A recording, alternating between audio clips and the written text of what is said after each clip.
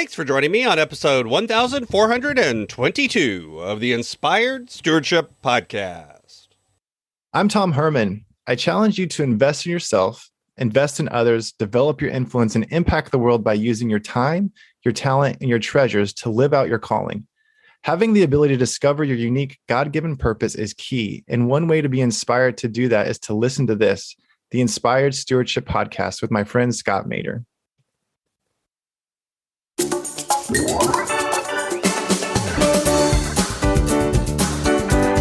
And we don't know the effort that will be required, the struggle that will be required, not just by ourselves, but by others.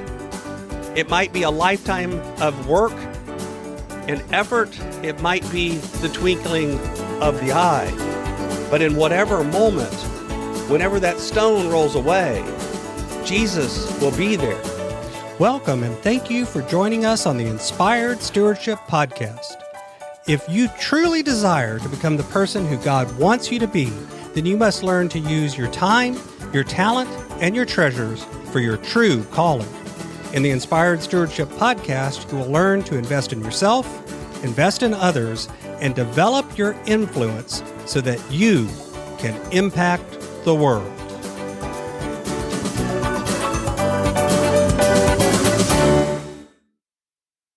In today's Spiritual Foundation episode, I talk about Mark chapter 16, verses 1 through 8.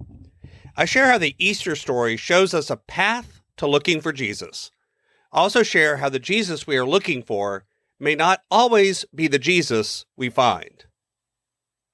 Mark chapter 16, verses 1 through 8 says, "When the Sabbath was over, Mary Magdalene and Mary, the mother of James, and Salome brought spices so that they might go and anoint him. And very early on the first day of the week, when the sun had risen, they went to the tomb. They had been saying to one another, 'Who will roll away the stone for us from the entrance to the tomb?' When they looked up, they saw that the stone, which was very large, had already been rolled back. As they entered the tomb, they saw a young man dressed in a white robe sitting on the right side, and they were alarmed. But he said to them, 'Do not be alarmed. You are looking for Jesus of Nazareth, who was crucified. He has been raised. He is not here. Look, there is the place they laid him. But go, tell his disciples and Peter that he is going ahead of you to Galilee. There you will see him, just as he told you.' So they went out and fled from the tomb, for terror and amazement had seized them, and they said nothing to anyone, for they were afraid."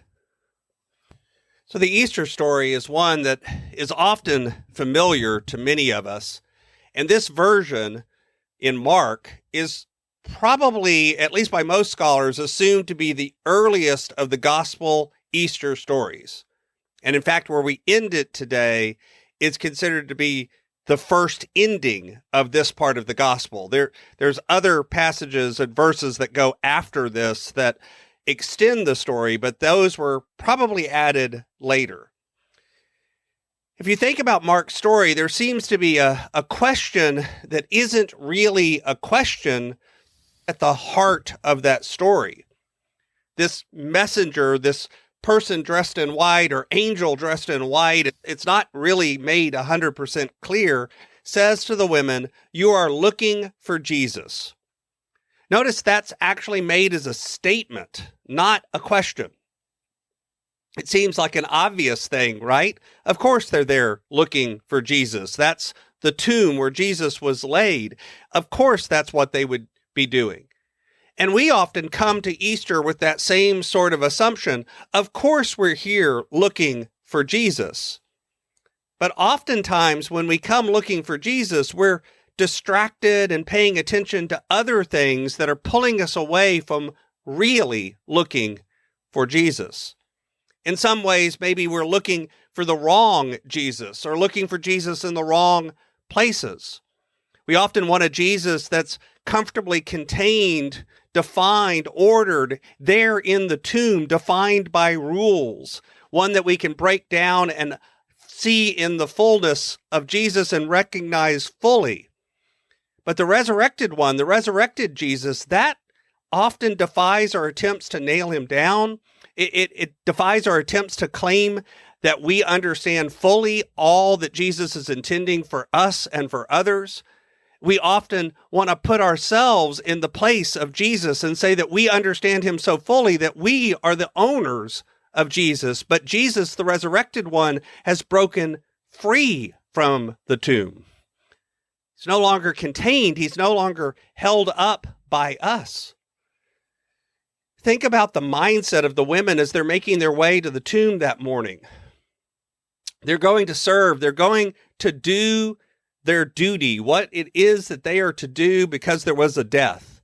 These rituals of death were certain, known, automatic, somewhat unthinking, which is probably good because if you've ever been faced with grief, you know that on the morning like that, you're probably just barely capable of thinking or moving or going through the motions. Maybe these women are coming here basically just like robots, gathering the spices, the oils, the cloth, preparing for that journey. Maybe they slept the night before. Maybe they stayed up all night staring at the walls, crying softly to themselves.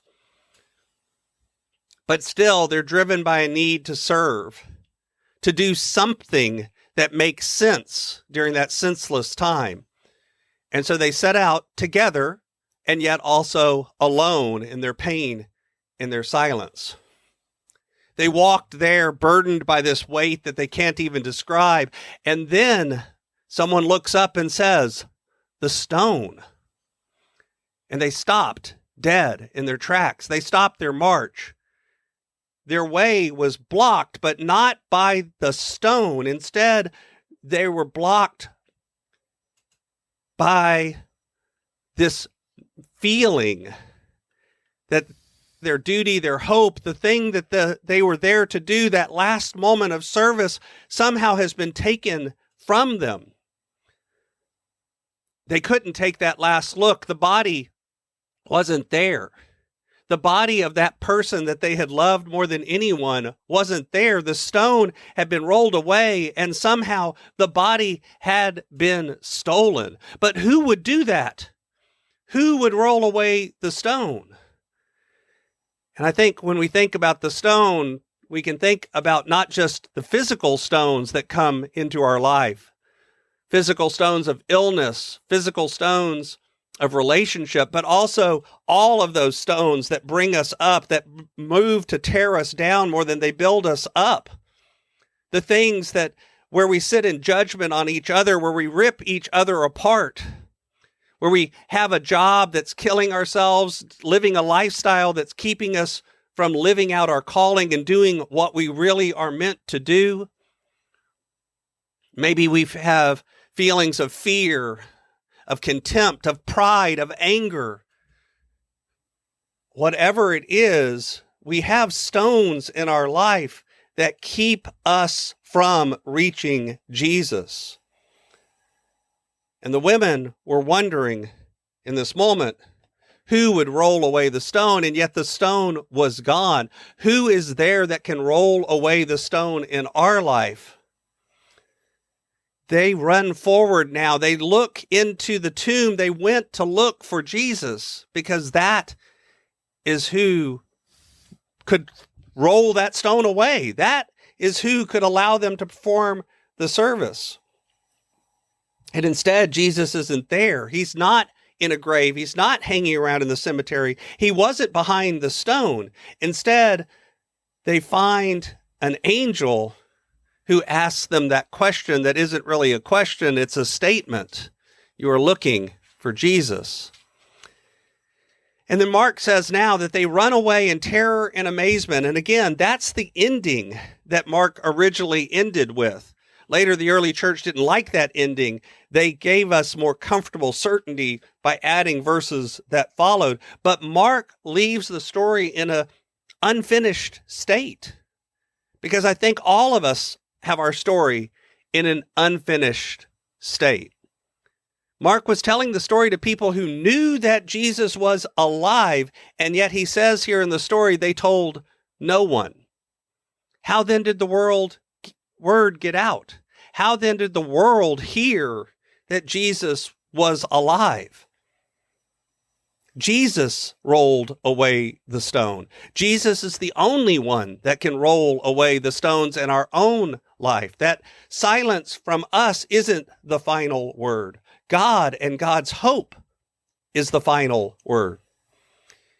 We often think we've come looking for Jesus, but instead, many of us are looking for those stones that are getting in our way. Sometimes that stone is an inadequate or unfull picture of Jesus himself. Sometimes it's fears, it's limitations, it's judgment of others. But these are all distractions that are keeping us from a true encounter with the risen Christ. If we trust that stone will be rolled away, the risen Christ will be there to welcome us. And we don't know the effort that will be required, the struggle that will be required, not just by ourselves, but by others. It might be a lifetime of work and effort. It might be the twinkling of the eye. But in whatever moment, whenever that stone rolls away, Jesus will be there, for he is risen.